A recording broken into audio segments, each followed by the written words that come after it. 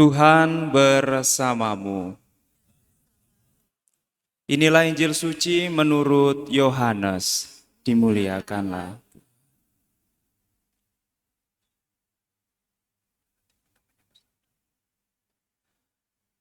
Dalam amanat perpisahannya, Yesus berkata bahwa akan tiba saatnya bahwa ia tidak lagi berbicara dengan memakai kiasan. Maka para murid berkata kepada Yesus, "Lihat, sekarang engkau berkata-kata terus terang dan engkau tidak memakai kiasan. Sekarang kami tahu bahwa engkau mengetahui segala sesuatu dan tidak perlu orang bertanya kepadamu. Karena itu kami percaya bahwa engkau datang dari Allah." Jawab Yesus kepada mereka, "Percayakah kamu sekarang?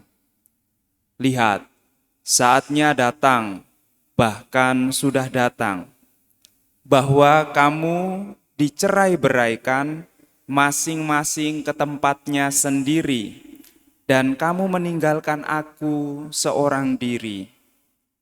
Namun aku tidak seorang diri, sebab Bapa menyertai aku. Semuanya itu kukatakan kepadamu, supaya kamu beroleh damai sejahtera dalam aku. Dalam dunia, kamu menderita penganiayaan, tetapi kuatkanlah hatimu. Aku telah mengalahkan dunia."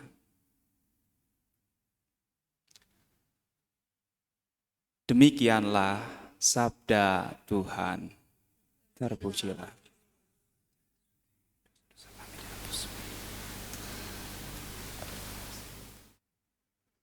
Saudara-saudari dan adik-adikku yang terkasih dalam Tuhan, dalam Injil hari ini kita ditegaskan lagi bahwa amanat yang disampaikan oleh Yesus sepanjang minggu ini itu apa adanya yang akan terjadi, bukan lagi kiasan atau perumpamaan seperti ketika ia memberikan perumpamaan tentang ladang anggur, tentang tuan.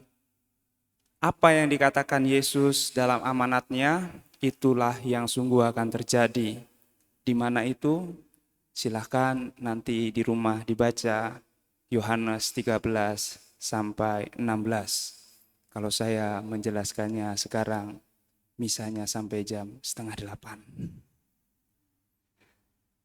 Dan dari semua yang dikatakan oleh Yesus, ternyata kebenaran yang dibawa bahwa Yesus berasal dari Bapa, dan setiap orang yang mau tetap tinggal dalam Bapa harus percaya akan putranya dan melakukan kasih. Itulah yang dibenci oleh dunia. Karena itu Yesus mengawaskan, kamu akan menderita penganiayaan dalam dunia, tetapi kuatkanlah hatimu, aku telah mengalahkan dunia. Yesus mampu hidup dalam Bapanya, karena Bapa adalah kasih, dia mampu hidup dalam kasih, maka kita pun juga dengan setia mengikutinya, kita akan mampu hidup dalam kasih dalam Bapa. Tetapi itu sulit. Hidup ini sulit. Kalau tidak sulit, jangan-jangan kita sudah tidak hidup. Entah itu hatinya, entah itu imannya, entah itu harapnya, entah itu kasihnya. Dan Yesus menjanjikan seorang penghibur, yaitu Roh Kudus. Maka dalam bacaan pertama, ketika Paulus menjumpai orang-orang yang dibaptis dalam baptisan tobat Yohanes, kemudian mereka ditanya, "Kalian sudah menerima Roh Kudus?" "Oh, kami malah belum pernah mendengar." Ya, kalian sudah dibaptis dalam baptisan Yohanes, itu baptisan pertobatan. Dan kalau mau sempurna, hendaklah kamu dibaptis dalam nama Yesus. Dan saat itu pula Roh Kudus turun atas mereka. Dan apa yang terjadi? Mereka berkata-kata dalam tanda kutip, banyak bahasa dan mereka mengerti. Apakah artinya itu bahasa yang asing, bahasa tidak dikenal, bahasa buatan? Bukan. Contohnya, kita mewartakan Yesus kepada orang yang belum menerima dirinya dibaptis, walaupun bahasa kita sederhana, mereka tidak akan mengerti. Inilah artinya mereka berbahasa dan orang mengerti.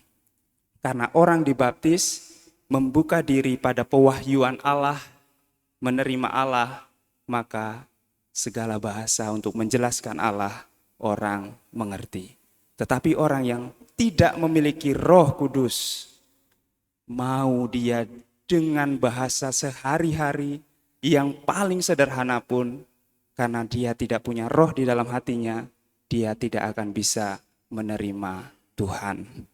Maka mari kita sampai nanti Pentakosta dan setiap saat kita memohon karunia Roh Kudus supaya kita punya kekuatan untuk menanggung penderitaan-penderitaan dan punya kekuatan untuk mewartakan kebenaran dan mengerti tentang kebenaran. Semoga Tuhan memberkati kita.